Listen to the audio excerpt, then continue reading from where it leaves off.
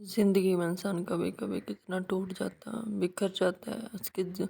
جسم کی، اس کے ذات کی دھجیاں بکھر جاتی ہیں۔ وہ اپنے آپ کو سمیٹنا چاہتا ہے لیکن سمیٹ نہیں پاتا۔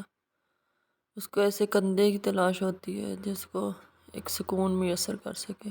اس کندھے پہ وہ سر رکھ کے رو سکے، اپنی تکلیفیں بیان کر سکے، اپنے دل کا حال بیان کر سکے۔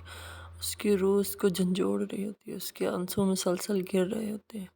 اس کے آنسو تھمنے کا نام نہیں لے رہے ہوتے۔ اس کے آنسو چاہتے ہیں کہ وہ ایسے انسان کی تلاش کریں جو اس کے آنسوؤں کو سمجھ سکے، اس کے اندر کی تکلیف کو سمجھ سکے، بن بولے اس کے الفاظ کو سمجھ سکے، لیکن اسے ایسا کوئی کندھا تلاش نہیں کر پاتا۔ اس کی نظریں دور تک ڈھونڈتی ہیں ایسے کندھوں کو، اس کو ایسا کندھا میسر نہیں آتا۔ وہ ایسے کندھے کی تلاش میں اپنی نگاہیں چاروں طرف دوڑاتے ہوئے، جب واپس اس کی نگاہیں، واپس اس کی نظریں جب واپس آتی ہیں بوجھل آنکھوں کے ساتھ لوٹ کر، تو اسے کچھ سمجھ نہیں آتا۔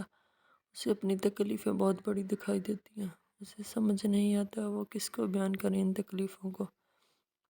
وہ اپنے آنسو خود ہی خود سمیٹ لیتے ہیں، خود ہی خود اپنی تکلیفوں کا مداوع کرتے ہیں، خود ہی خود اپنے آپ سے باتیں کرتے ہوئے اپنے اللہ سے التجا کرتے ہیں۔ اسے صرف ایک ہی نام یاد آتا ہے اور وہ ہے اللہ کا، وہ اس رب کریم کا، اس رب کائنات کا جس نے اسے پیدا کیا، جس نے اس کی ذات کو پیدا کر کے اسے کبھی نہیں جھنجھوڑا، کبھی نہیں اسے ملامت کیا، کبھی نہیں اسے کہا کہ میں تجھے یہ عطا کر رہا ہوں، تجھے وہ عطا کر رہا ہوں، تو میری ناشکری کر رہا ہے، تو میری عبادت نہیں کر رہا۔ ہم انسان جو ہے وہ تھوڑا سا دے کے کتنا جتلاتے ہیں، جتنا تکلیف دیتے ہیں، لیکن اللہ تعالیٰ کبھی نہیں جتلاتا۔ وہ صرف ہمارے ایک استغفار کرنے پر ہماری طرف اپنی رحمتیں بکھیر دیتا ہے اور ہمیں تکلیفوں سے آزاد کر دیتا ہے۔ سجدے میں گر جاتی ہے، اپنی تکلیفیں بیان کرتی ہے، اپنے اللہ کے سامنے اپنی جھولی پھیلاتی ہے، اپنے اللہ کو اپنی تکلیفیں بتاتی،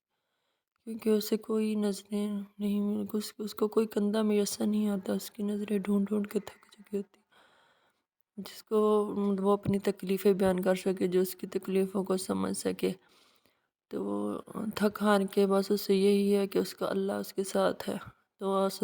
سجدے میں گر جاتی ہے، اپنے اللہ کو اپنی تکلیفیں بتاتی ہے، اپنے اللہ کے سامنے گڑ گڑاتی ہے، اپنے اللہ کو سب کچھ بتاتی ہے جو اس کے دل حال ہے۔ وہ تو بن بولے بھی سمجھ جاتا ہے اس کے دل کا حال،